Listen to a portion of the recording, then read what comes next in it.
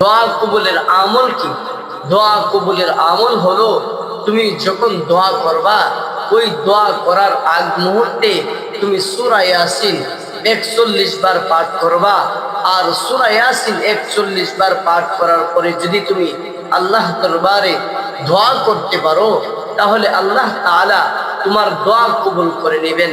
এজন্য যারা আমরা দোয়া করি, যদি দোয়া কবুল না হয়, তাহলে আমরা সর্বপ্রথম দুরুদ পড়ব, সূরা ফাতিহা একবার পড়ব, সূরা ইখলাস 3 বার পড়ব।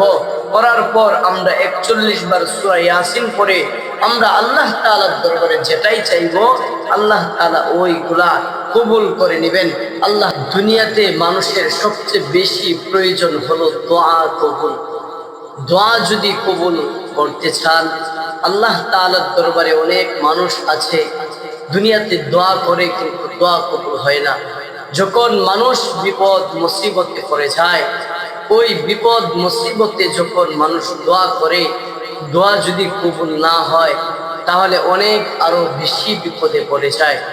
এজন্য আপনার দোয়া কবুলের পন্থা হলো, একটি দোয়া কবুলের নিয়ম এবং দোয়া কবুলের একটি আমল হলো, যদি কোনো ব্যক্তি সূরা ইয়াসিন 41 বার পাঠ করে, সূরা ইয়াসিন 41 বার পাঠ করার পর সে যদি আল্লাহ তাআলার দরবারে দোয়া করে, মাগফিরাত কামনা করে, আল্লাহ রাব্বুল আলামিন তার ওই দোয়া মাগফিরাত কবুল করে নেবেন।